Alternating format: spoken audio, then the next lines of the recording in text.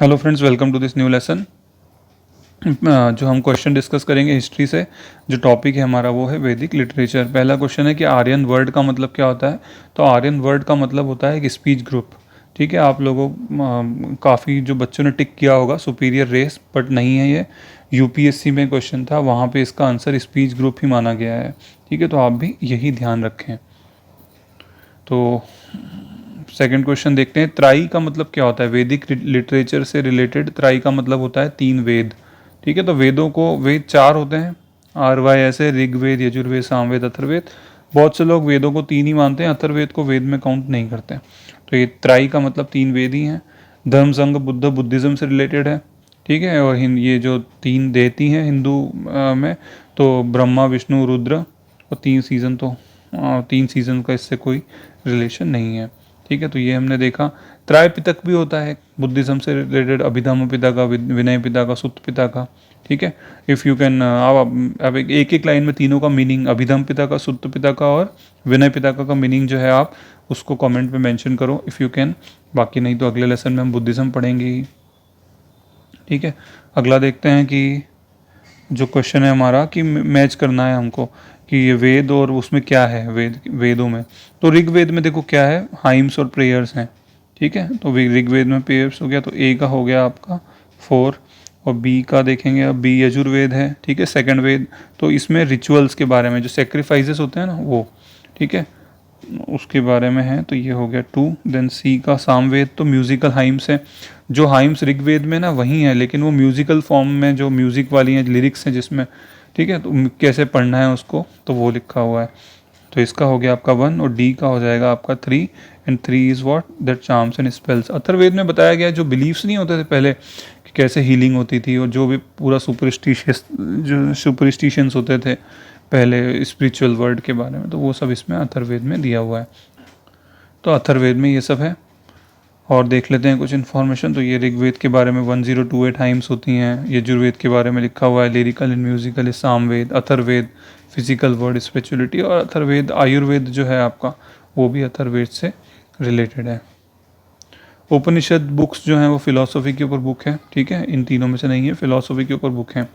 अच्छा, जो पुराने समय की लॉ की बुक हैं, क्या आपको उनका नाम याद है? अगर नाम याद है ना, आप रिकॉल करोगे, तो ये अभी बहुत न्यूज़ में भी था। तो आप देखो, अभी एक केस हुआ था फीमेल प्रॉपर्टी से रिलेटेड। जब बताया उसमें, केस में ऐसा रिजल्ट था कि महिलाओं को भी प्रॉपर्टी पे उतना ही, लैंड राइट्स पे उतना ही हक है। तो तब एंशियंट लॉ की बड़ी बात हुई थी। तो आप देखो क्या एंशियंट लॉ पे कौन सी बुक है, और उसको कमेंट में मेंशन करो। ठीक है, फिलॉसफी के ऊपर है उपनिषद। ओके, तो आगे देखते हैं और कुछ इन्फॉर्मेशन है क्या हमारे पास। तो उपनिषद जो लिटरेचर है वो रिलीजियस स्क्रिप्चर ना हो कि एक फिलोसॉफिकल बुक है।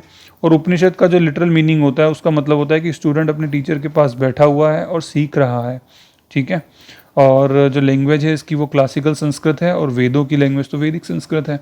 और उपनिषद एक ऐसी बुक थी जिसने सेल्वेशन, मोक्ष के बारे में बताया। वेदों ने मोक्ष के बारे में नहीं बताया था। ठीक है, ठीक है, नेक्स्ट देखते हैं हमारा,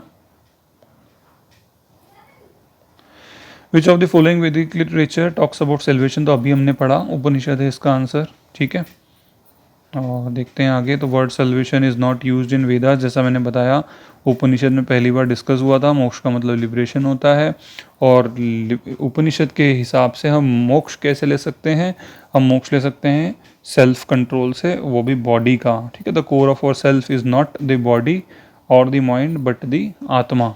कि तो आत्मा के जो सेल्फ कंट्रोल होगा उससे हम मोक्ष ले सकते हैं। नेक्स्ट देखते हैं, फेमस, ये बहुत अच्छा क्वेश्चन है कि नचिकेता और यम। तो नचिकेता एक सेज, एक साधु के लड़के थे, और यम जो था वो मौत का गॉड जिसको कहते हैं वो। ठीक है, तो ये जो नचिकेता और यम का जो डायलॉग है वो कौन से उपनिषद में मेंशन है। तो ये कठोपनिषद में मेंशन है, और कठोपनिषद जो है यजुर्वेद से रिलेटेड है। तो यजुर्वेद से रिलेटेड है, और इसमें ये जो इनका डायलॉग है उसमें कंट्रोल के बारे में, और आत्मा, बॉडी, और बहुत सारी बातें हैं इसके अंदर। ठीक है, ये कि चंडोगोपनिषद भी है। तो ये सामवेद से रिलेटेड है। ठीक है, आप और कंफर्म करो इसको, बट जितना मुझे पता है सामवेद से ही रिलेटेड है। ठीक है, नेक्स्ट देखते हैं हमारा, तो Katha Upanishad tells the story of Nachiketa नियम, और उनकी जो कन्वर्सेशन उसमें आत्मा, नॉलेज और इसके बारे में बातें हैं। छंदोग्य उपनिषद सामवेद मैंने आपको बताया, और ये रिद्म और मंत्र जो हम उच्चारण करते हैं उसके बारे में है। अगला देखो, गायत्री मंत्र किस बुक में मिलेगा आपको? तो सिंपल है, ऋग्वेद में मिलेगा। ठीक है, कौन से मंडल में मिलेगा? तो वो भी हम, तो गायत्री मंत्र तीसरे मंडल में है, और गायत्री मंत्र को सावित्री मंत्र भी कहा जाता है। ठीक है, और ये ओम भूर्भुवः स्वः तस्य वितुर्वरेण्यं भर्गो देवस्य धीमहि धियो यो न प्रचोदयात्। इसका मतलब यही होता है कि we meditate on that most adored supreme lord, the creator, whose effulgence divine light illumines all realms, physical, mental and spiritual. May this divine light illumine our intellect। ठीक है, तो इस तरह से है। आगे भी देख लेते हैं। क्वेश्चन हमारा है कि सत्य में विजयते कहाँ से लिया गया था? मुंडक उपनिषद से लिया गया था, और ये जो है आपका अथर्ववेद से रिलेटेड है। ठीक है, तो ये हमारा नेशनल सिंबल भी है, आप देखोगे अभी। तो मुंडक उपनिषद कंटेन्स दी मंत्रा सत्य में विजयते, ट्रूथ अलॉन फ्रॉम, सत्य की जीत होती है, जो कि नेशनल एम्बलम है हमारा। और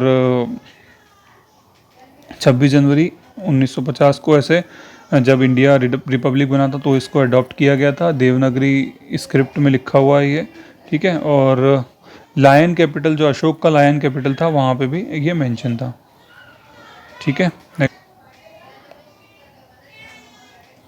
अब ये देखो, सत्य में विजयते कहाँ से लिया गया है? मंडूक उपनिषद से लिया गया है। क्वेश्चन रिपीट हो गया, सॉरी, ये क्वेश्चन जो है रिपीट नहीं हुआ। यहाँ सत्य में विजयते की जगह आएगा वसुदेव कुटुंबकम। तो वसुदेव कुटुंबकम बता, क्वेश्चन में पूछा है कहाँ से लिया गया है, तो महाउपनिषद। सत्य में विजयते लिया गया था मुंडक उपनिषद से, और जो आपका है वसुदेव कुटुंबकम वो महाउपनिषद से लिया गया है। तो और फर्दर इन्फॉर्मेशन देख लेते हैं कि the phrase Vasudhaiva Kutumbakam is made up of 3 Sanskrit word, vasudha अर्थ वर्ल्ड, ठीक है, और ईवा लाइक, और कुटुंबकम एक्सटेंडेड फैमिली, मतलब पूरी दुनिया हमारा घर है, और ये महाउपनिषद से लिया गया है। ठीक है, आगे देखते हैं। तो आगे हमारा क्वेश्चन है कि ऋग्वेद में सबसे जो इम्पोर्टेंट गॉड थे वो कौन थे? तो देखना, IAV, तो इंद्र सबसे पहले आते थे, फिर अग्नि, और फिर विष्णु। तो ये बात हो रही है अर्ली वैदिक एज की। लेटर वैदिक एज में सब चेंज हो गया था। इम्पोर्टेंस का मतलब यही है कि जो ऋग्वेद में जो हाइम्स और प्रेयर्स थी तो वो गॉड के लिए ही होंगी। तो उन प्रेयर्स में सबसे ज़्यादा मेंशन किस गॉड का था? तो सबसे ज़्यादा मेंशन था इंद्र का, देन आपका था अग्नि, और उसके बाद आपका ये वरुण का नाम था, वरुण। ओके, तो ये जो है मेंशन था उनका। ठीक है, लेटर वैदिक एज में पशुपति जो गॉड थे वो ज़्यादा इंपॉर्टेंट हो गए थे। ठीक, तो ये हमारे 10 क्वेश्चंस थे। Okay friend, thank you so much.